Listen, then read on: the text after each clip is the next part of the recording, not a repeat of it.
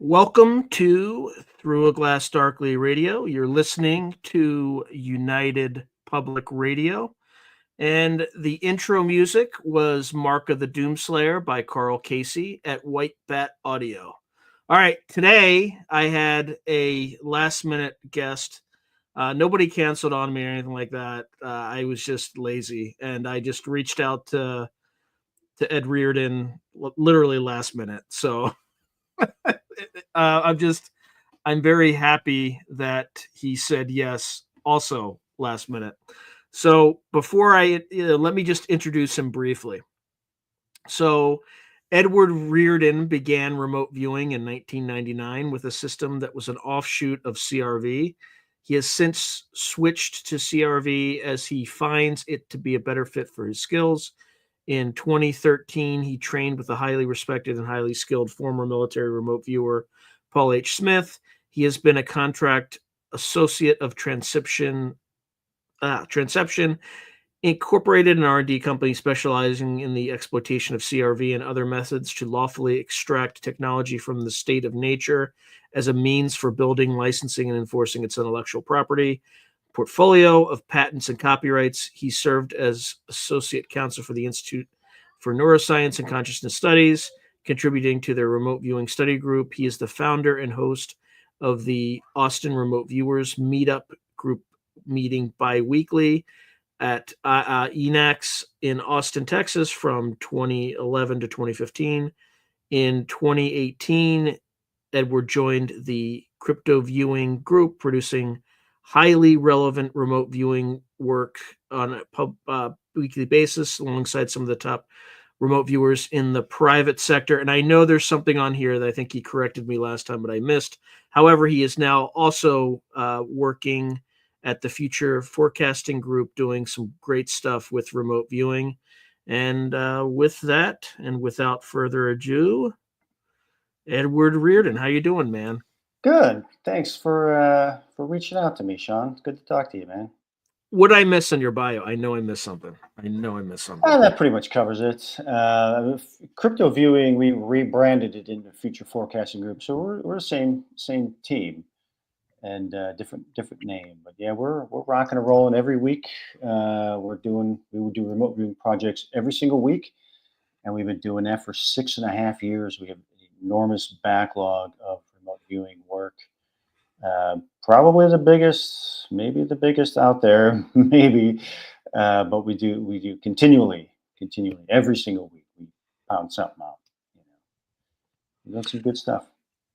All right, so I know you've done a tremendous amount of work on both kind of pre-election, election, and post-election. Work in recent weeks, days, and months. So it's probably not fair for me to kind of ask you to, because it's not just your work; it's a work with a bunch of other people as well. But as we're kind of looking out, what what are some of the possibilities that you're seeing, at least where the group of remote viewers is coalescing following this election result? Well, there are a couple projects that we've done this year that, in my opinion, have some level of significance to to the election and post-election. I'd say, as far as what could possibly happen, from now into the future, we did a project maybe about probably about a month ago, maybe month and a half ago, and we're just given the target ID. We don't know what it is. We're blind to the target, the viewers. Hmm. And this was a project set up by Dick Allgaier. He wanted to see if we could perceive through remote viewing any kind of unrest or any civil unrest that would take place as a result of the election results. But because we were all so kind of brain fried from all the current events that we were constantly having to deal with and filter out as best we can, in all of our remote viewing work and doing monthly events and doing all that kind of stuff. He wanted to set it up in a way that would hopefully alleviate some of our front loadedness to the whole situation. So the tasking wasn't, He can't tell you you're looking at the aftermath of the election, right? he didn't want to. There's so much, right? Yeah, he Right. didn't. There's He so didn't want much. to do it. Yeah, he didn't want to do it that way. So how we set it up was what's called a masking, Mhm. and it's a remote viewing technique that, if it's done correctly, can get you some very interesting results about a future event or information about something that you might want. And the way that it works is, um, Dick had created a fictional landscape and people and an event and all this kind of stuff. And he drew it all out, and he put a lot of mental effort into this fake place, and he did it. He had it on the backlog for years. He created it, and it was never used. You can only use it once, and then that's it. So in this event, because the election is such a big deal this time around, he wanted to use that fictional mask that he created, and see if he could use it for us to take a look and see if there's any unrest. And basically, the way that it's set up is based on the things that he drew and this world that he created in this image that he drew out, and very elaborately. if the viewers were to draw certain aspects of that thing, it would mean certain things. So they're like these kind of sub cues.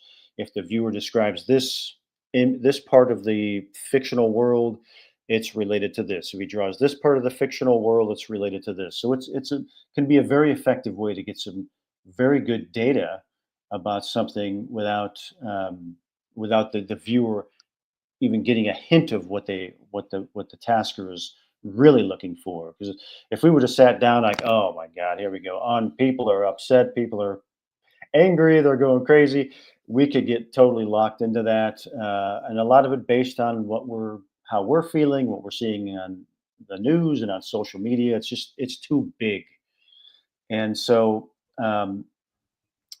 as we go through the task, he tasked us this as well as a training group as well. A very good training group that's training with Future Forecasting Group in the HRVG method that Dick and Naeem use, and he tasked them with it as well.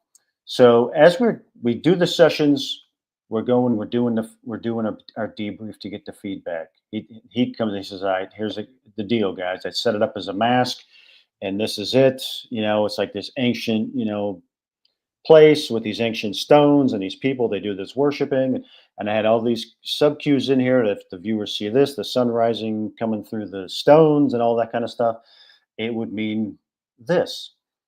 And in those circumstances, it meant that there would be civil unrest as a result of the election. And so as we're going through our sessions, I mean, I had monolithic stones with the sun rising and the sun shining right between the stones. I mean, you can't. I mean, what the hell? What can you say?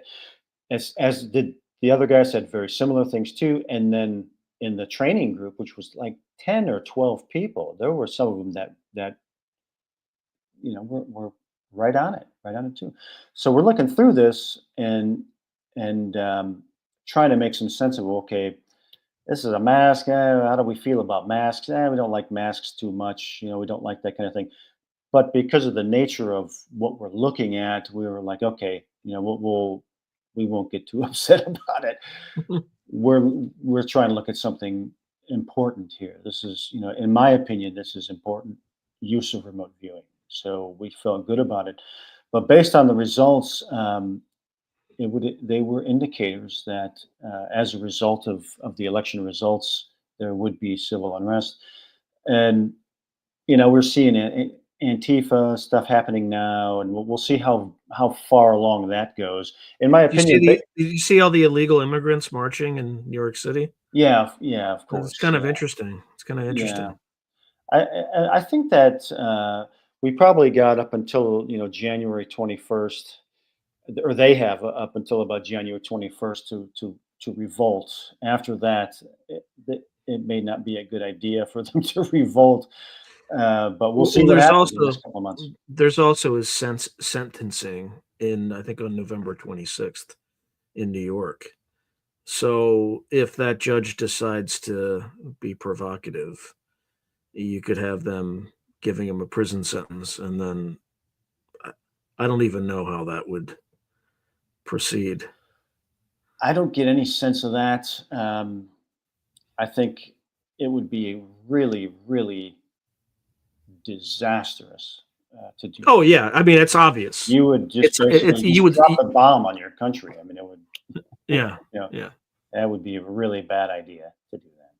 Yeah, I don't care. especially with I don't care what side you're on. That would be a terrible idea. That'd be a terrible thing to do. okay, but you didn't see anything related to that because that would certainly cause civil unrest, or You at know least what? Actually, now that you mention that, it would. And so now I'm actually a little more worried about it than I was before. well, Now nobody. I'm like, The okay, fact is, I the I fact can is, add those two together. Yeah, nobody in the media is talking about it. So that's the tell, right? When it goes, because it kind of got quiet. It got it did quieter get than I would very have quiet. expected. Now that you're talking about it, that is a concern. That is a concern. That maybe that's what we were seeing in the level of All right, unrest. I'm gonna jump. I'm jumping all over the place here, but my apologies to the listeners and people who are watching this. But it, I promise you, it is relevant. So there's some movement right now out in the ether. I can't vouch for it. I have no idea, but there's word that somebody's going to be releasing WikiLeaks had a picture of like Mount Vesuvius on it today, and it has something about some cryptic thing about tomorrow. So there are rumors that the Epstein list or the Diddy list or one of those lists is going to be released. So have you done any remote viewing on that? We did. We were tasked, Sean Combs, as a target recently, about a month ago or so, as well. And we had some. I'm trying to remember my session now. I wasn't thinking about it till you Oh, just brought that's it up. weird. Tomorrow is 11/11. Oh, well, and what's supposed to happen tomorrow? They're saying they might drop this This list, this list. WikiLeaks. Yeah. Yeah, that would be a Well, big. That I'm would be a not saying WikiLeaks is saying this, but WikiLeaks is showing like Mount Vesuvius and like some big eruption in terms of a data release. So I'm just putting two and two together. It doesn't mean I'm right. I have no idea. Well, what I'm thinking about as far as the Sean Combs thing and our remote viewing of it, because we all had interesting sessions. Dick Algar had a really profound session on it. He connected with it very well, and some of the things that he had to go through were underground tunnels with people being bad things happening to people in tunnels under the house and all that kind of stuff. So maybe in those WikiLeaks they'll have information regarding that to the gruesomeness that this wasn't just party drugs. This was like really bad stuff, really really bad stuff, and there's a lot of people involved, and they'll probably a lot of them. We may see a mass exodus of celebrities flying out of the country tomorrow. There are rumors that people are already leaving. Actually, again, I have not checked. I have not verified. I have heard. I have heard names, but I'm not going to repeat the names because I have no way of verifying. Right. I think somebody made a statement earlier this month, or near the election, saying that the Obamas had left, and they hadn't left. But and I'm not saying the Obamas are on this. I'm just saying that there's a lot of just kind of garbage out there.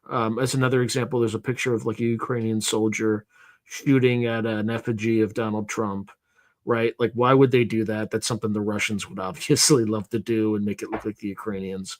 So there's a lot of just noise, and it's hard to decipher what's Is signal and what's not. Yeah, definitely, and in remote viewing too. I mean, that's been our biggest problem for the entire year has been dealing with the noise of an election year of this magnitude. It's been really, really difficult, especially the last couple of months. It's been tough. Like, but luckily we got tasked in February of this year, right in the beginning of the year, for the outcome of the presidential election. So we worked it as a target, luckily, early on, before a lot of the really crazy noise. It was noisy, but it wasn't as noisy as it's been for the past 3 months. And those were great sessions. And um, you know, we got it, in my opinion. We hit the mark. The sessions came true, and or they proved to be true. I'll say it that way. And so the noise factor for remote viewers is time proximity to to an event. Especially one of this. It was just the psychic insanity. It was just I don't care whose side you're on. I'm glad the election is over. I'm just glad it's over. It's What a not. It's relief. not. It's Well, not yeah, over he yet. got to. Yeah, he has to be sworn in as president. So yeah, we got another couple of months. But I think a big heavy load of it has been relieved at least. Yeah, there's some. Regardless of who you voted for, I mean, you got to be glad it's over. It's so Yeah, stressful. there's some procedural stuff that they can also do. I forget what it is, but it's by like November I'm not even going to say I'm going to get all the dates wrong, but there's some place where they can mess with electors, where that can switch. There can be some insanity with that. Then there's also the path where the Jamie Raskin path, which is they try to invoke Section 3 of the 14th Amendment. I think that would have about the same effect, if not worse effect, of like Judge Merchan kind of imprisoning Trump right after his having won an election. So, well, that is concerning, based on the masking target project that I was just talking about. That level of unrest. I tell you, I hope that doesn't happen. I hope it doesn't happen. For the world doesn't need to see the United States implode like that. I mean, it would be terrible. Did you see any specifics on the unrest, like particular cities or particular groups? Oh man, I think he might have had Antifa in there as one of the antagonists. I can't fully remember because of we weren't looking at unrest in our remote viewing sessions. I mean, I can tell you what was in the remote viewing session, but if it was tasked, look at what will happen after the election, we would have had all kinds of those kinds of details would have been in there. But I think the objective in the tasking was, will there be unrest, kind of as the question. I don't remember any locations or anything like that. I can't. I'd have to re-examine the tasking. I don't have it on me. But it was unrest. You can I could tell you without, there'll be unrest in Chicago, New York, San Francisco, Los Angeles, and Seattle. Also Portland. Yeah. I think they kind of the usual suspects. Yeah. They're kind of, it's baked and DC. in. I forgot DC. Probably during the election. So I'm just hoping, I hope someone requests the National Guard this time, and they're pre-deployed and have regular Army support. I think it should be fine. I hope so. I hope for the people involved, especially in Chicago. I have friends who are Chicago PD, and they have to deal with a lot of this stuff. That is where you have people who are being instigated by media and NGOs and political people who are literally riling the people up and putting other people's lives in danger. And that's just what a terrible thing to do, man. It's unconscionable to me to do. Yeah, in the end, it's mainly the elites against everybody else, and I don't think people get that. They're not. They get this red and blue thing. Yeah. And that's not really what's going on. So, no, not at all. There's something much bigger going on than that. And By the way, remind me later. We need to talk about the 9 and Andrea Putarich or whatever. Oh, the Council of 9. The Council of 9. Yeah, I don't know why. I remember we talked about it a little bit offline, and I was reading about it somewhere else just recently. I'm like, it's funny that came up again. Oh, interesting. Yeah, pretty interesting stuff. Yeah, we'll talk about that. We'll get back to that. I just as a teaser, I just want to make sure that you're ready for it. I don't want to surprise you with it. So, yeah, that was one of the one of the cool things about remote viewing is that I love when stuff comes in a dream. Like the night before I do a session or something like that, or if I'm doing. Brother, it's gotten really weird. I had a guest.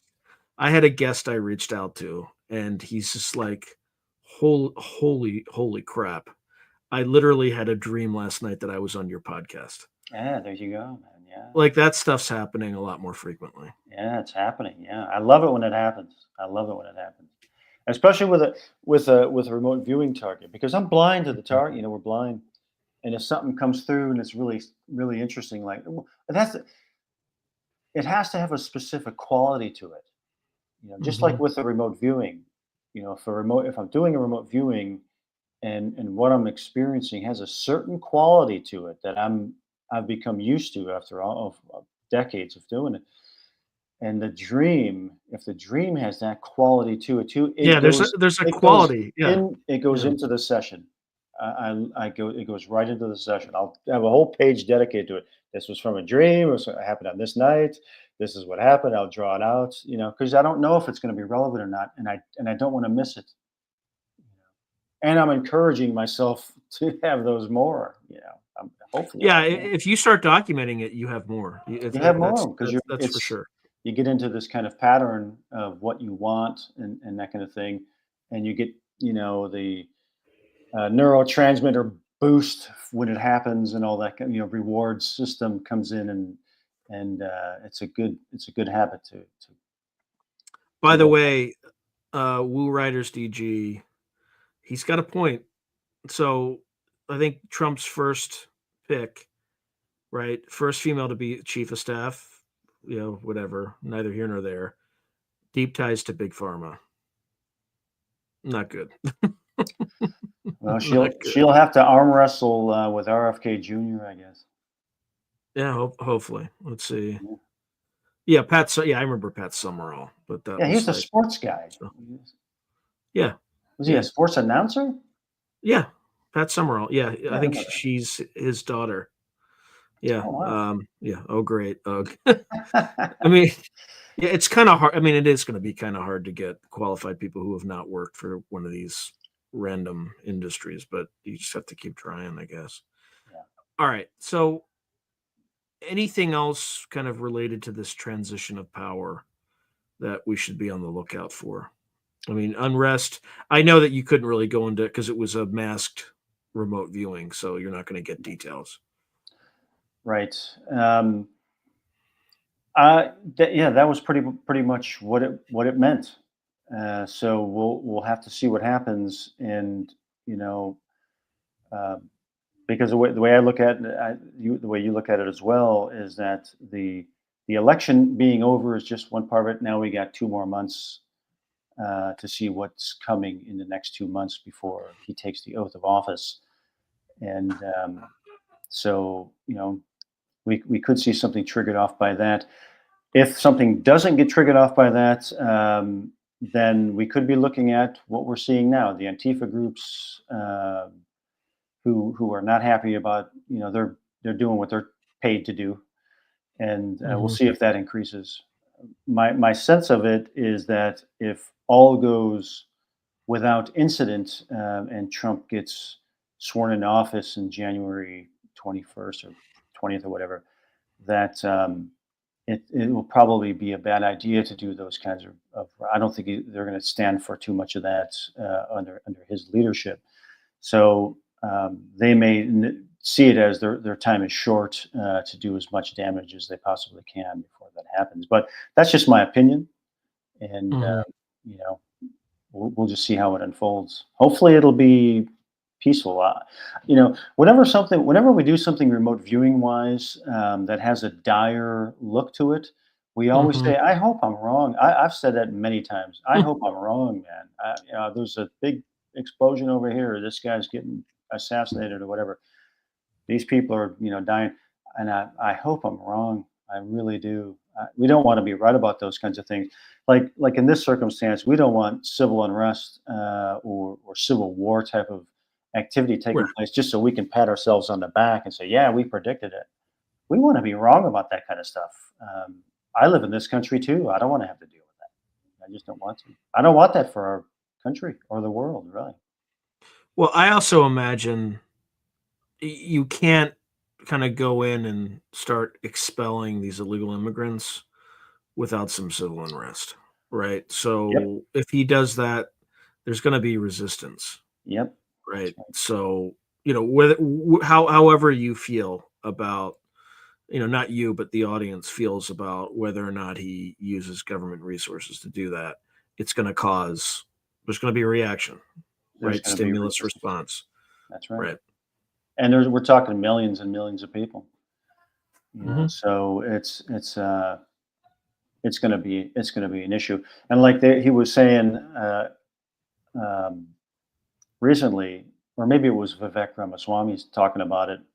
But I guess their plan is to move very quickly. They don't want to move slowly on this because it'll give time for too much to fester and turn it and go spin out of control or be, you know. Yeah, and allow people to organize. Right. Yeah, they apparently they want to try to do this pretty quickly. So, like I say, totally agnostic. I'm just saying what they're saying. We'll see what happens. But we did see, we saw, based on our remote viewing, we're not out of the weeds yet on as far as civil unrest goes. Well, there's also, if they do what they publicly stated they were going to do with reducing the size of the bureaucracy, that could also cause some problems. Yeah, I think you could seriously see some problems. We've done some projects over the years, like Death of the Dollar and stuff like that. Oh yeah, we're going to get there. We're definitely going to get and there. where there were like senators or political people on their knees crying and stuff like that in the Capitol or whatever. So that could be pointing towards this time too. And I wouldn't be too surprised if that were to be the case, because what is being talked about is pretty heavy stuff.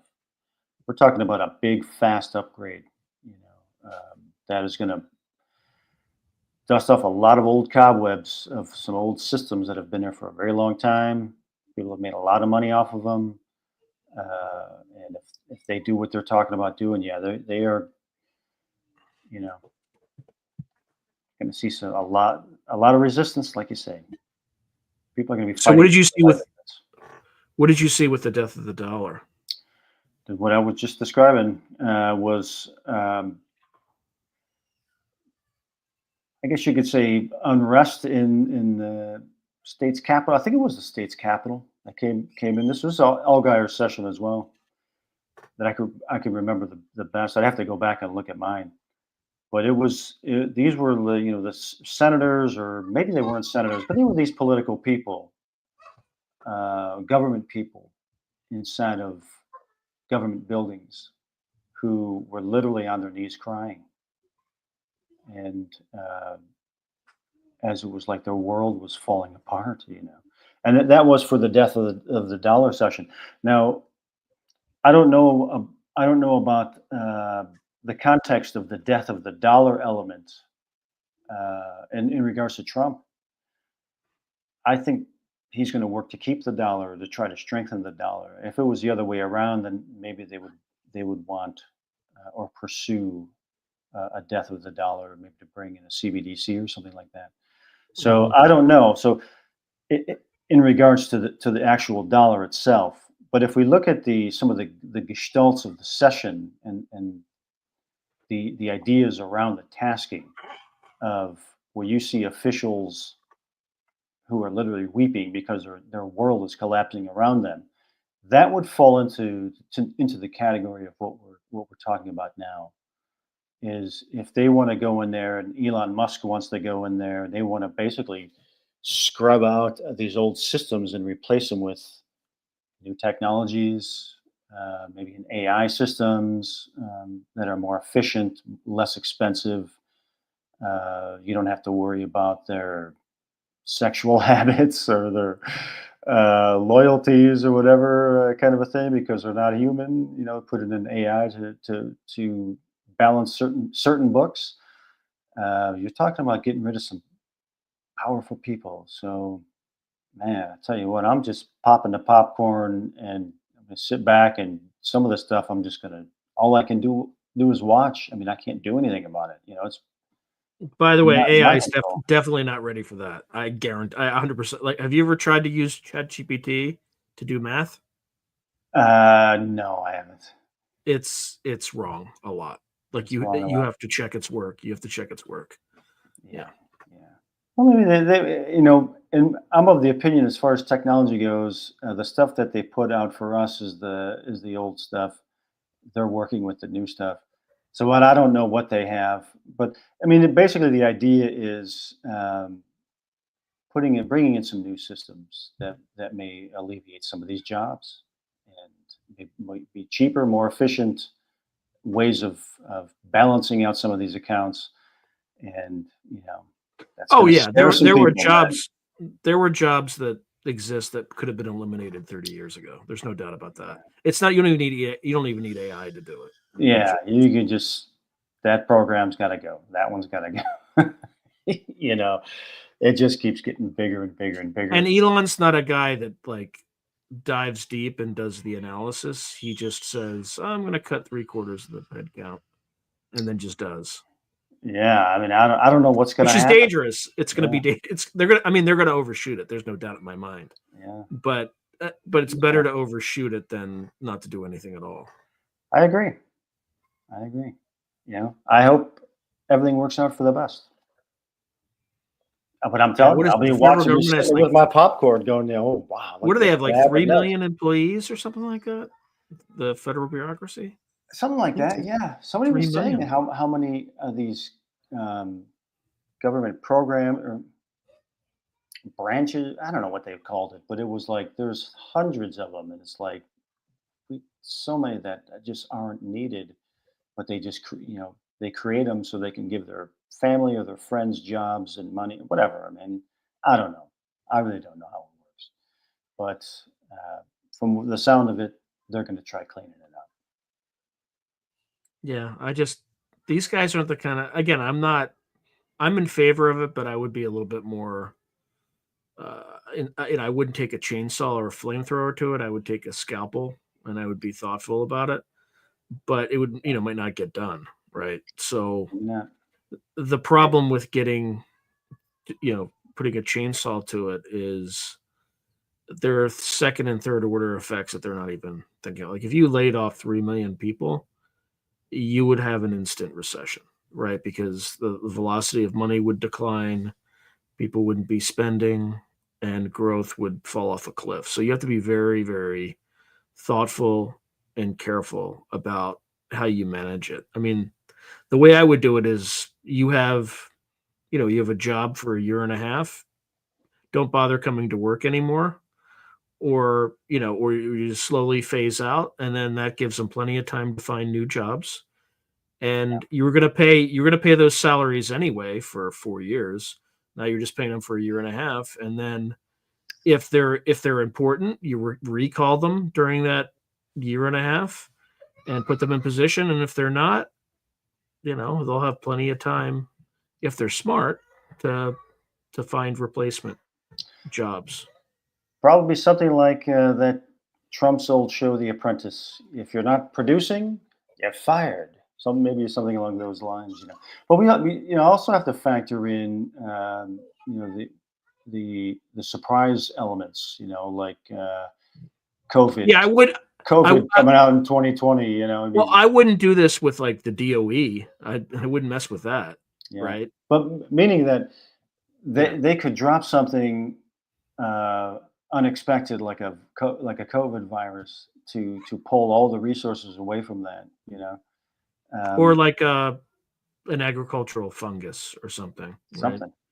Yeah, something like that, or a new war, or a terrorist attack, or something like that. Something to pull the attention away, pull the resources away from doing that.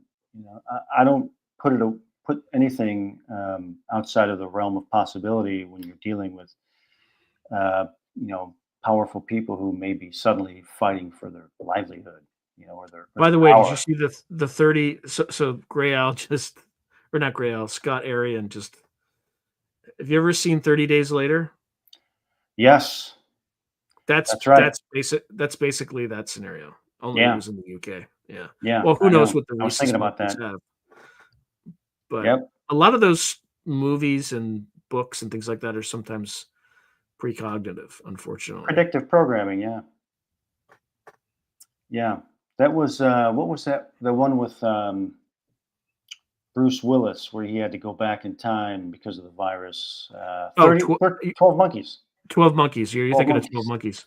Yeah. Yeah, but 30 Days Later was the aggression virus, It was the rhesus monkeys, like Greenpeace or like a Greenpeace like organization freed them, PETA or something, like that.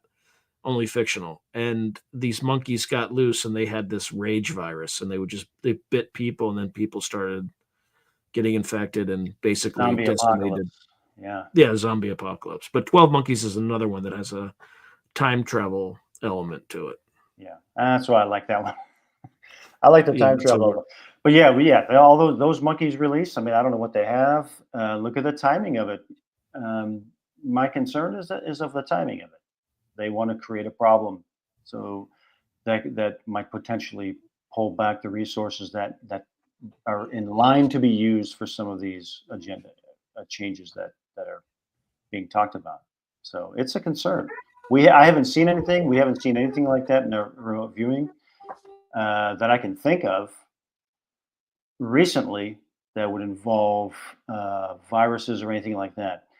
Now, what I will say is that because we have 6.5 years of remote viewing, there are things that are in our old sessions that we have long forgotten about that may point to some of these things. And we talk about it all the time because we have so much remote viewing stuff that, like, I was joking with the guys recently, like, if we had like an AI, if we had Mr. Data or something, and a real good workable AI, feed all of our sessions through that person or through that AI, and have them basically give us a roadmap based on all of our work of the possibilities of things for the next 20 years.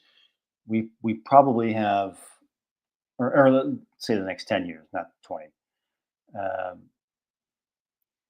we probably have a lot of the agendas more than likely in our work, and we firmly believe that that's probably true. We got stuff that we've done years ago that we don't get feedback for. My virus stuff, I didn't get feedback for that for 5 years. 5 years for that feedback to come in. You even got close to gain of function. You had game of function, right? Yeah, Game. yeah. Well, and that one was in before. That was in 2019 for that one. The other one was in 2017 of the coming virus, and all the elements in there that I had to wait 5 years to get feedback for the clots, the amyloid clots, uh, and that kind of stuff to get feedback on it. So a lot of some of the stuff that's really deep like that can take a long time. They don't make any sense until it happens, and then it's like, then you look at it and it's like, there it is. Just like with the game of function or the other thing too, they're lost in these sessions. We'd have to go back and go through them, and pick out all these pieces. We got too much work. But it'd be cool to do that. You might be able to do it sooner than you think, where you just ingest it into some sort of AI program and it just reads all the. But you would need some OCR technology and a bunch of other things to couple it with. Yeah. It'd be great to like run. I don't know how Cliff High does his thing, but if we could feed all of our sessions into whatever the hell he has, it would Yeah, he does some probably sort of like it would probably tell the sentiment, story. like psychic sentiment algorithm, Yeah, right? something I, like that. Yeah, I don't know how it works. didn't he have something about like everybody was having UFO dreams or something like that, and he was picking that up? We worked a target for him. We worked a couple targets for Cliff, um, but we did one where it was earlier in the year, but he had a date that was coming up. I guess in his, I'm going to have to paraphrase this because I might get some of the details wrong. But apparently, he had a date that came up in his readouts or his algorithmic readouts or whatever. I think it was June or July 15th. I think it was. Mm. And these things that it was saying that were going to happen, like you things that were dealing with UFOs, dealing with aliens and stuff like that, and how the population would respond to it and that kind of stuff, and it was going to be kind of a big deal. So we were tasked to look at what potentials were there for that date or right after that date in regards to what he was coming through in his data points. And I had in my session, man, I'm like I say, I'm not Mr. King of the, I'm not champion of the UFO, soapbox at all. I don't like doing UFO targets. We talked about this before. I try to stay back from that. But that's what came up in my session. Was UFOs. People were seeing things they weren't supposed to see. Meaning that there were like uh, ships that were supposed to be cloaked, that were cloaked, that suddenly uncloaked at the wrong time and were accidentally seen by people. And that was a big story that came out. That was as far as my session goes. I haven't really seen too much about that to prove that to be true, but I don't know. But it did correlate to what some of the things that he was getting in his data points for that specific date, that spike or whatever he calls it, of human emotion or however it works, and then Yeah, the I mean, words associated with it. I had a dream like that, and I just documented it on my community tab. Where I mean, look, I don't know what it meant, but there were just a bunch of like, craft just flying over, kind of dancing in the sky, and then gone. But maybe 3-4 months ago, and I didn't think anything of it. I'm just like, oh, it was weird. I just wrote it down and moved on because I'll post publicly if I have a dream that has that quality you talked Hmm. about. You Yep. can kind of tell sometimes. And but I had no idea what to make of it, so I just put it up and forgot about it. And then I heard somebody on Twitter, on X, talking about people having these dreams. I'm like, oh, that's kind of weird. And then others from my audience are telling me that Cliff High was detecting a signal of people having all these sorts of dreams. So it's just Interesting. kind of Yeah, because weird. in that session that I did for that, one of the things that I drew out was somebody was looking out the window of their home and looking up in the sky from their home, like from their bedroom window or something like that. So it's kind of close to what you're saying. But what concerns me, I'll tell you what concerns me about that is that if one way or another, if the idea of that can be put into the human collective psyche, either through um, neuro linguistic programming, through media, indirect hypnotic style media imagery, or any other kind of technology that might be able to influence people's dreams in some way. If that is taking place in that regard, then my one of my things that I'm always looking for as a concern is the fake alien invasion. Like Warner von Braun, I think it was him who said the final card is going to be the fake alien invasion. So I am kind of always looking for that. So when I try to put that in context with what's happening now, um, they may be so afraid of what Trump is saying that they're going to do. They may want to try to pull in an alien invasion or something like that. Something really big. We're kind of burnt out on the virus thing. Mhm. And so what's next other than a big boom going off in a major city or something like that. But to get everybody's attention, maybe they'd want to drop the fake alien invasion card and start it by having people see it in dreams and do this and do this, da, da, da. Can You they know what I'm do saying? that though? Can they seed it that way? Do they have technology to put dreams in your mind? I don't know. Maybe in a very controlled environment, maybe they figured out some I ways mean, to. Elizondo claims they did it to a detainee at Guantanamo Bay, but not using technology, just 5 remote viewers just did an Mm, experiment. yeah, yeah, maybe. You know, that's kind of how the masking works for the remote viewing targets. Mhm. And it can be done. It doesn't mean it's always going to be successful. I've had other masking um people try to put masks on targets for me, and got through them.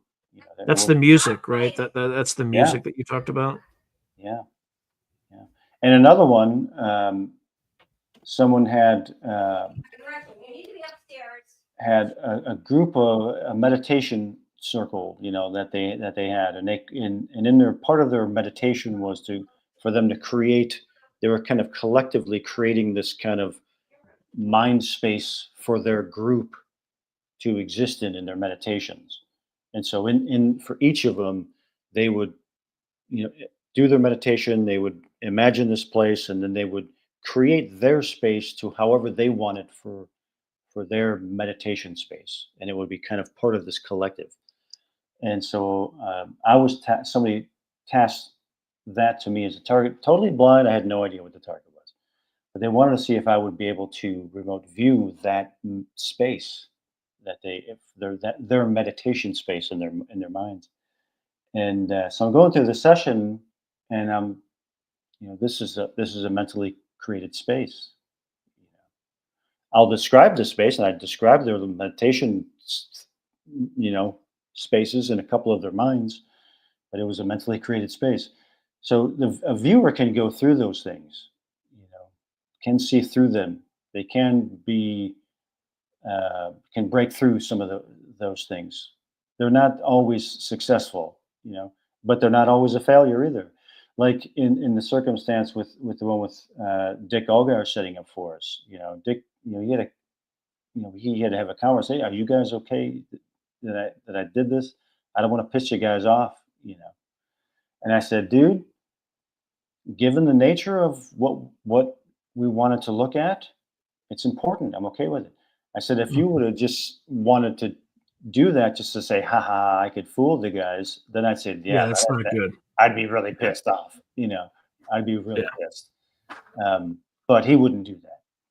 He wouldn't do that. So the intention was important to me. So I was okay with it. But basically, the point is that those kinds of things can be successful, but they're not always successful. They can be broken through. Like that one for me, I literally broke through it. Became influenced by it, and then said, "Get the hell! You're fired!" And got back to the actual viewing. Which was a Wait, so very important. So you were able to view that particular psychic space that they set up, but it started to influence you in some way? No, I was going through it and started to get into the session, and and it was just like I just had to write it down. Okay, whatever this target is, it's not real. It's a mentally created space. This is a mindscape. This is someone's thoughts. And so, well, what do you do then? I mean, I didn't want to stop. It's like, oh, this is interesting. So I go in and I, drew out, went and described some of the other things, which she verified as some of the spaces that some of the people had created and drew out and of their meditation space. So I was like, yeah, that's cool. But yeah, it was a mentally created space, and I could tell, in that circumstance. Doesn't mean it's going to happen every time. But Well, I mean, how was it just a knowing that it was a artificial or mentally created space, or was yeah, it yeah, just not real enough? Like it yeah. wasn't well constructed? No, it's just this is a mindscape. Whatever this target is, it exists. It's in exists in someone's mind. It's like someone's something that somebody created in their own mind. You know, and it has a certain kind of quality to it. That's not real. Maybe it's recognizable because we all have kind of mentally created spaces that we create in our own minds, and it felt that way. Okay, I've done a lot of meditations. I've done meditations of elaborate elaborate things, meditations before. Maybe I was able to recognize it because I had done it before. It's like, oh, okay, I recognize this. This is a mentally created space. This isn't a real thing. And which was cool. But the fact that it did it is only relevant, in my opinion, just as an example that a viewer can can tell sometimes, not all the time. But if it can happen once, that means that a viewer can get through it. You know, if a viewer can get through a mask one time, it says that a viewer can get through it anytime. You know, or if it's not a real target. I remember one time, dude. We had um, the target was Napoleon, and there was this cons- conspiracy theory that Napoleon had a microchip in his embedded in his skull or something like that, or embedded in his head. What? Yeah, yeah. And so we got tasked that as a target, you know, and what Napoleon's freaking microchip in Napoleon's brain or whatever, or the skull or whatever the hell it was. And I'm going through this, dude, literally going through the session. I'm like, whatever this target is fake. This is bull. It's crap, man. This is bull crap, man. This is phony. This is fake. You know, and I'm glad that happened because, like I say, it doesn't always happen. But if it can happen once, then it just tells me you can see through some BS. Because when you're remote viewing, you want to get onto something interesting. You want to get something that you kind of get swept away with, that's going to keep your interest, keep you digging, and be interesting and an interesting experience for the viewer. And so you kind of want that experience. You don't want to Mhm. always go, the target's fake, it's crap. It's this is a phony target, because I don't know where do you go after that. It's like I don't know where to go after that. You kind of want to do something interesting, so you want to get as much out of it as you can. And but you can see through some fake stuff with remote viewing. You can not always, but you can. Has anyone ever done something in bad faith, like just gave you a blank target, just like a blank sheet of paper, basically, is all it is? Luckily, that's never happened to me. uh, I have heard of people doing that to people. We call it viewer abuse. Hmm. It's not a good thing to do. Not that it's gonna like um, how it's gonna hurt the viewer is in their ability to trust the taskers, um, because that is a real breach of trust. And in remote viewing, if you're going to work with a team, you have to be able to trust those people without they got to be trustworthy. And if they're not, man, you could be you're setting yourself up for some bad experiences. And that's what I like about working with this group. We've been working together for over 6.5 years. So we the main key is make sure the viewers are happy, take care of the viewers, don't mess with the viewers, keep them happy. And so luckily we haven't had to deal with anything like that, but I know that it has happened to people, and it's a terrible thing to do. Because Even it's as a like test, people tried to use that as like a test. I think it's a terrible way to test. I agree. I'm It's just yeah. a stupid thing to do. Really stupid thing to do. You could just damage the viewer's confidence. That may be too damaged for them to even want to try to continue. Mhm. Um, Again, they'll have trust issues. They won't be trusting themselves and what they can do. It's a very delicate thing, trying to remote view. It's not like you just close your eyes and all the mysteries of the universe come through and everything's correct and everything's happy and fluffy clouds and rainbows. No, it's a lot of work, man. It's a lot of work. It's a lot of trial and error, and it can be exhausting. And you know, so that would be really really uncool, very uncool thing to do. Hey, man, we're trying to do the impossible. Like we talk, we're trying to do the impossible, man. You know what I mean? We're not Mhm. trying to go out there and just stroke ourselves or pat ourselves on the back and try to portray ourselves as something that we're not. We're trying to do the freaking impossible, uh, so that to try to be of some kind of contribution in some way to either in help navigating our way through this crazy world we live in, but also to kind of explore and give examples of human potential. We want human.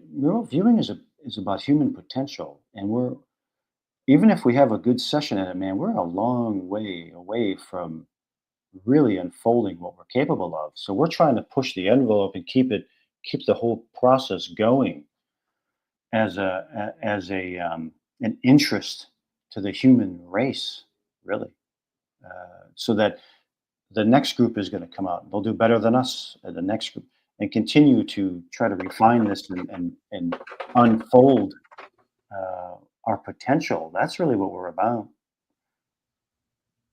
That is what I'm totally about. Any recent remote viewing on this whole disclosure stuff? Uh, For well, the back one that comes to context. mind is that Cliff High one. That Cliff High one that I was just talking about, because that was kind of, with maybe using some different words or some different nomenclature, was really looking at that thing, uh, where a UFO thing would become a big story in the human collective mind, big enough to where it comes through in his data collecting process. And so that did come up in there. So in my opinion, how could that relate to a disclosure type of thing? It would kind of go into that realm. But another one that was really is I'm still getting some feedback for was last year in it was right at the end of April, or no, May. It was right at the end. It was the last week of May of last year. It was a Friday night, and I had like a really strange feeling about Monday, which was going to be, I don't know, it was in April. Monday was May 1st. Monday was May 1st. So it was the Friday before Monday, May 1st of last year. And I had this feeling, man, something's going to happen on Monday. It's something big is going to happen, and I don't know what the hell it is. So I'm like, I got to go just put down, just take pen to paper, do a little short remote viewing, see what might come through. And so I had uh, this notion of this kind of wall had in front of this person, and they were kind of unable to see, like this. There was like this wall in front of them, like an energetic wall in front of them, that they couldn't see through it. But it was around here you could see, but right in here you couldn't. And um, exotic type of technology, alien-esque. So Monday comes along, and I posted a video about it, and it like got a lot of attention. I was like, oh my god, if nothing happens, I'm gonna, you know, look like maybe I shouldn't have posted that. I kind of started regretting it.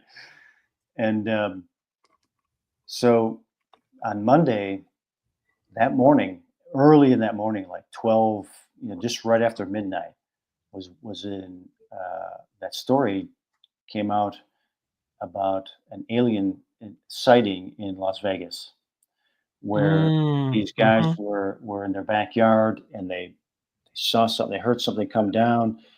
They heard some. They had a really big kind of backyard for their business, and they said they looked around, and in the trailer there were these tall creatures, but he said you couldn't really see them. It was like they were behind some kind of sheen, like some energy field. And that freaked them out, and they all ran into the house, and they came back out, and they're recording it, and they're by the fence, and behind the fence you see the shadow figure come in. And I was like, holy crap, that sounds just like it. So it was like that might have been another one of the movements towards a type of a disclosure thing. So Yeah, I look at it, I, I w- look at I it was in I was increments. initially skeptical about that video, and then I had a forensic video analyst who did forensic video analysis for legal cases, and they have all sorts of like vector software where they can measure like where this thing's moving, what's behind the fence, and he basically certified that whatever that was, there was a real figure there. Yeah, So for what it's worth. yeah. So yeah. Again, and that's kind of the spice of life stuff. That's like, okay, what does it mean? Maybe, and it could be like in my mind, I see this as kind of incremental. That would be like one thing, and then maybe the Cliff High July thing, something else, and kind of a trickle effect, as opposed to here comes an armada flying over the White House. I mean, that would be it. But it could be incremental stuff. But that And kind of stuff happened in the 50s, right? There was I the saw the Washington videos. D.C. Yeah, I There saw was that video. the like I think Farmingham, New Mexico. There was a whole armada with a red leader and all like really weird stuff like Yeah, that has happened, and it's just been memory hold. yeah, Allegedly, right? If you just look yeah, at the old newspapers, that's what this stuff says. So yeah, yeah. So, like I say, I'm skeptical until it's proven true, mhm. and it's got to be one of the most fascinating topics to discuss because of the magnitude of it. But I'm skeptical of a lot of the crap that's out there. you know. But if it were to come through incrementally along those lines, kind of slowly introducing some things, and if they were real and not some fake alien invasion thing to mind control or bring in some, authoritarian government while everybody's scared and distracted or something like that, you know, maybe one of their plans, man. That's what that guy said. So who knows? Yeah, I don't care if there was an alien invasion coming. You ain't gonna do any of that authoritarian crap with me, man. I'm just gonna be Right. like, that's nice. I'll protect myself. Thanks. There's always going to be resistance, man. I mean, it's like I listen to some of these people like Klaus Schwab types or the Noah Harari types, and they want to turn everybody into robots and say, free will is gone. Edward? You do not want to eat the bugs? Yeah, The bugs yeah, are very tasty. They're very and good.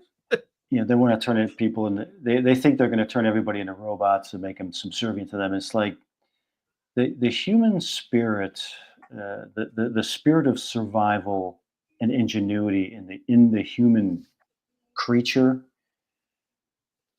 Good luck, pal. Good luck. I don't think it's gonna happen, dude. You're gonna come up against a resistance the likes of which you are in your worst nightmares. We humans have taken over this planet. It took a long time, but took over the whole planet, dude. you know. So Yeah, especially if so it's from a class that doesn't fight. Like nobody in all that they class has been to all they war do is to all they fight. do is manipulate people. Yeah, and talk. That's all they do. I don't think you realize that, you could just be, eating your nice tasty steak while, everybody else is eating bugs and, there'll be people in your house and you might just, you might not be there the next day. You might be People just are going to gone. revolt. People are going to revolt. Night and fog. Bye-bye. Yeah, yeah, So, yeah. So I think they're coming up against a lot of resistance to that, and that's good. I think you know, the funny thing, Sean, is that they make themselves out to be the smart people, you know, and they think everybody's dumb, and so they'll put out their message thinking that people are so dumb. We're just going to say, oh yeah, remember, Edward, I've been among these people. yeah, I'm just not of these people. yeah. That's You'll the own difference. nothing and be happy, and thinking that everyone's going to just go, oh, you're right. Okay. It's Oh, like, dude, I get to stay in one city for the rest of my life where yeah, and eat everything's bugs. 15 minutes away and I can get bugs and I Yeah. can just work and be happy. But there are some people who would take that bid. There are a lot of Yes, people there who would. are. There are. Actually, I But think not everybody. it's probably at least 40%. I bet there are people. There are I mean, they people who showed would do up. that. they showed up during the pandemic. Those are the people who are like, "Why you're out in the park? Why aren't you wearing your mask?" Well, Yeah, douchebag, because I'm just walking for the park and there's nobody around. yeah, 6 feet, get away from me. yeah, yeah. There'll Yeah, always be that resistance, man. that happened to me, by the way, and that man got very close to something. I'm It's dead just like serious. Yeah. the Terminator movie, the original Terminator movie. The Terminators or the Matrix, the same thing. They can bring it in. You're always going to have survival. The survival instinct in the human is never. You Edward, can't kill I've never wanted to hurt somebody so badly in my entire life. it. And I'm using hurt. That's not the right word, but I'm using hurt. Yeah, yeah, yeah. I know. Yeah, you come up against someone that's like, man, It's just like, maybe yeah, I you're don't not know you, really human. buddy. Yeah, maybe Yeah, you're it's not like, who really are human. you? Who are you, the boss? No, Yeah, and get the out of my way. yeah, I know, man. It's funny because people get a little bit of power, they go crazy. Like here in Mhm. my, we have an HOA here, and when Oh somebody my! gets elected to president, man, it's like, dude, you think they became a freaking dictator of a country? It's like, get off, come on, man, you got to be kidding me. What kind of things have you been cited for anything? No, no. Mhm. But some people, they just kind of get draconian when they get a little bit of power. And like, oh, we're doing this. I want this way. That. They get corrupted by this idea of power. And it's like, dude, it's a small HOA. What the hell do you think this is? How, what kind of power do you lack in your life that you think you gotta try to enforce it in a situation like this? But just the idea is that when people get some power, man, they can go crazy. Mhm. And that's why some people really shouldn't be in power. I don't want to get political, but there were some videos of Kamala Harris that were very concerning to me. Like, with a swipe of my pen, I could turn your misdemeanor into a felony. With a swipe of my pen, I Oh, realized, yeah, there was a you know, whole, like, local news spot about that, like, yeah, how she, like, it caused just because, a mother is probably a single mother, right? Probably had a male teenager who was just skipping school, right? And she passed a law that made parents liable.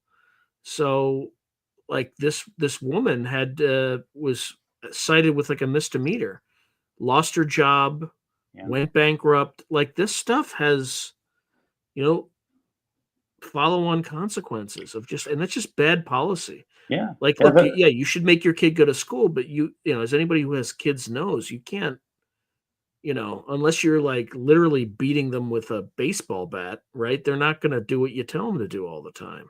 Yeah, And and that's it's like, part of and their well, maturity and growing up.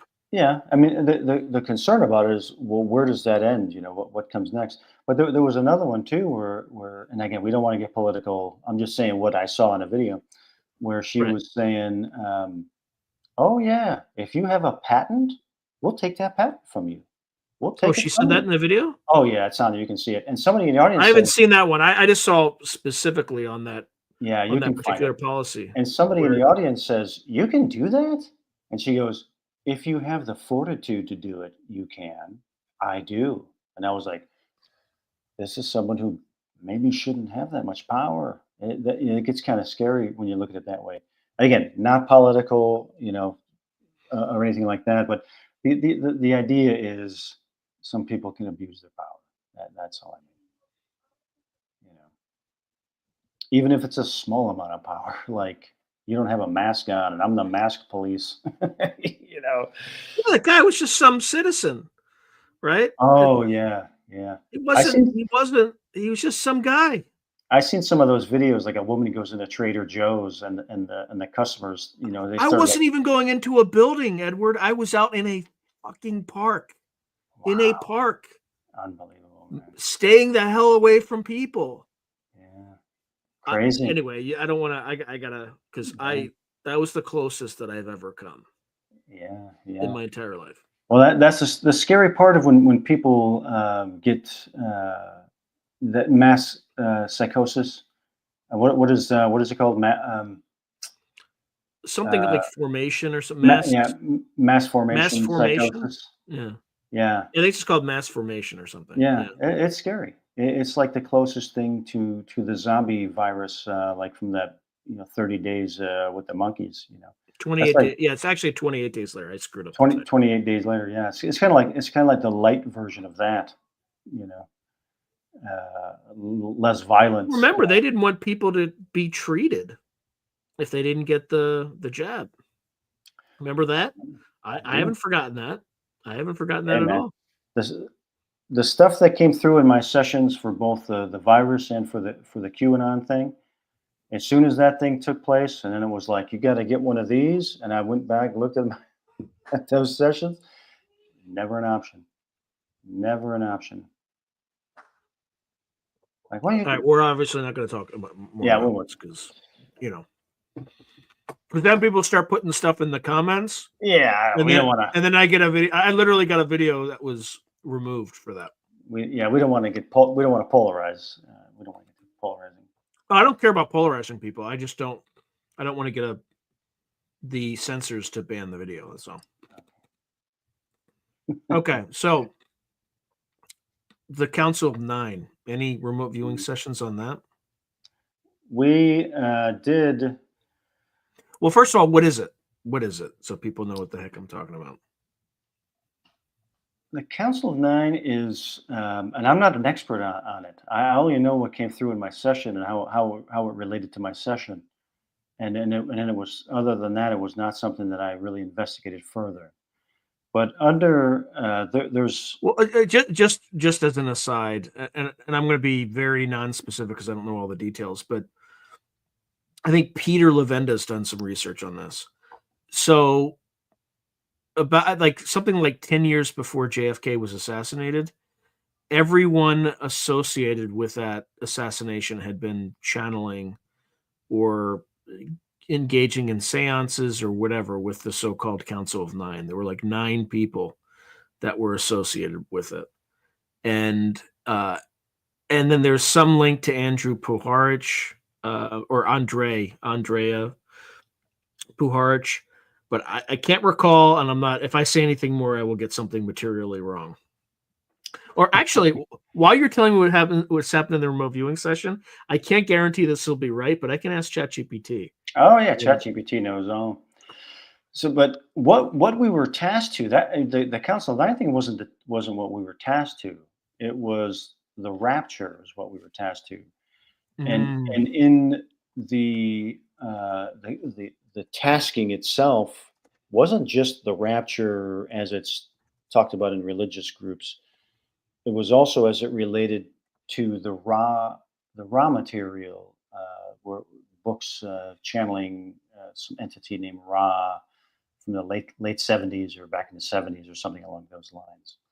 And in those channelings, apparently the person who did the channelings was referencing this Council of Nine in there as well. So it was indirectly involved in the tasking, the Council of Nine. So okay, all right. Not to interrupt, but I got a response by ChatGPT that actually sounds somewhat legitimate. Okay, good. So let me read that really quick to give people some background, because I asked, "What is the Council of Nine according to Peter Levenda?" So it cited the book, which is Sinister Forces, which I have, and I've read portions of it. I haven't finished it yet, but here's what now. Of course, I've lost it. Okay, here it is. All right.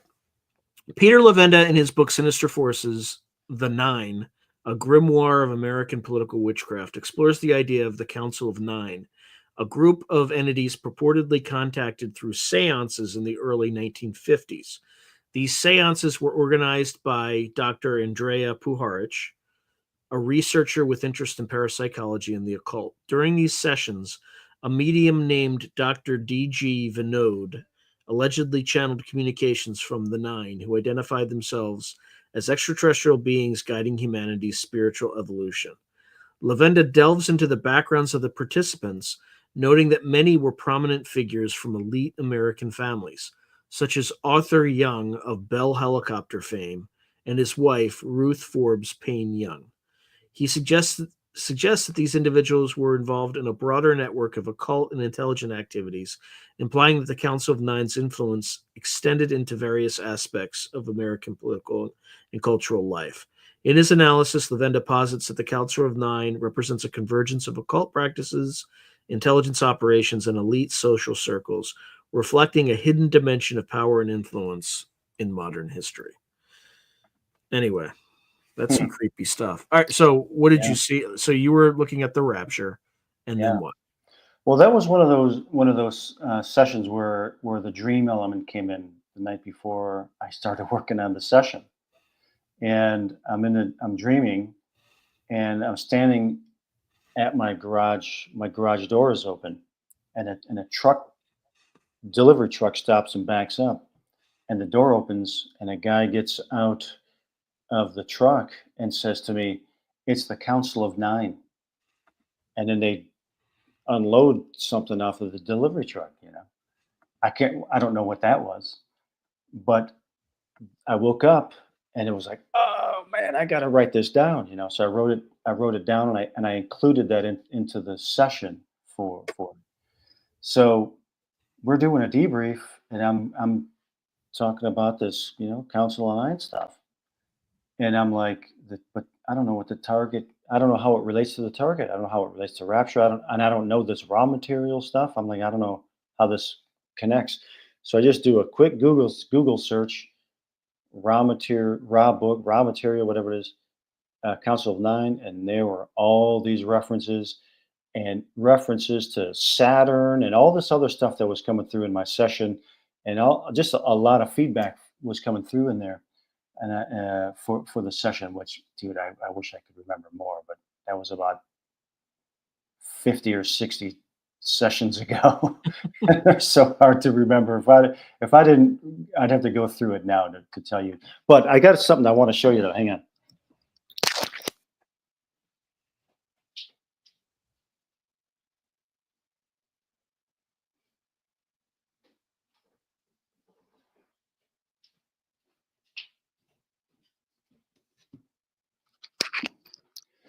Okay, so we're talking about that Paharish, right? Mm-hmm. So I got this book. It's a first edition by written by Paharish, and I got it because of my interest in the Amanita muscaria mushroom. Mm-hmm. And so we were at a used bookstore, and I saw it, and I snatched it up, and I read it. The book came out in 1959, Mm-hmm. and the premise of the book is that him is going around to these elitist, New York hub dub parties, and they're going into hypnotic trances and channeling an Egyptian priest or something like that. Okay, so there's channeling involved, and he takes that information, um, and he conveys it with his military connections, where the military want to then start using the Amanita muscaria mushroom as a psychedelic to psychically spy on the Russians. So it's like the first book about remote viewing that came out in 1959. You know, Is that 15, 15 years before it's before the military program started. is that mushroom the same one that psilocybin comes from, or is that different? No, that it's a different compound. The psilocybin mushrooms are kind of tall, thin, skinny ones. They're a different type of mushroom. The Amanita muscaria mushroom is they're basically they're typically they're poisonous unless you heat them to change the molecular structure of that acidic part that's can do you damage, and then that kind of turns it into a different molecular structure that can give you some pretty wild benefits.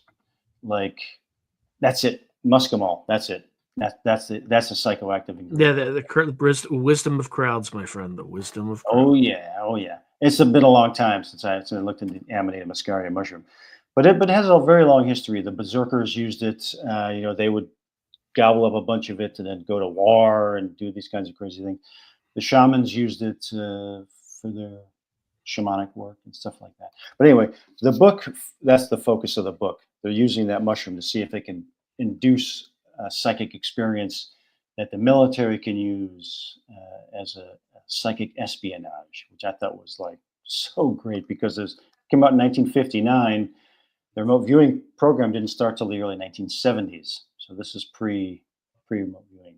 So I thought that was pretty cool. But it's written by that guy and it has reference to the channeling stuff too. I don't think it has anything to do with the channel of nine in here. I'd have to go through it again and see if I find any references to that. You know, but What was this conclusion? Could they use it for that? well, according in the book, of course, they had positive results. You know, and then I think at the end of the book, he leaves the program and just goes and pursues his private life because he doesn't want to be involved in the military psychic spy unit or something like that. Um, I think that's how the book ends. He separates himself from the program because it's too intense for him. You know. But yeah, according to the book, of course, it's successful. So I think it's a storytelling book. I don't think it's real, but I'm sure they probably did use those things in those days to try to get any advantage that they could. Um, and then they probably just turned it into the MK Ultra program. Or it was well, the MK Ultra program started in 1953, so it was probably a offshoot or a component of it. Would be my Probably. guess. Yeah, Well, then probably. again, the book was published in 1959, so that may have covered activities during the earlier 1950s, for all Yeah, we know. yeah, yeah. Interesting. But I thought that was cool because when we were doing the debrief for that target, and I'm looking up all this Council Online stuff, and that's how I found that it was connected to this guy. And I'm like, holy crap! I got one of his books, which was pretty shocking to me. How it's related in some way, especially the nature of the book. Why wasn't it? I think we were talking after the last time that we spoke, and I said I had like a dream about him or something, and I I don't- just said something, and you're like, "I have his book." You kind of Oh pulled it yeah, out. yeah, It's like yeah, something yeah. You weird, were like talking about him, Boscarich, yeah, Harwich. Puharich. Yeah, it Yeah, wasn't about the Council of Nine. It was just about yeah, yeah. Something like, related to him. yeah, why do I keep hearing his name, or why does his name keep coming up? Yeah, Just weird. yeah. There's something there, man. There's something in it. You know, I don't think it's any kind of a coincidence that guy wrote a book basically about the remote viewing program 15 years before the remote viewing program started. Hmm.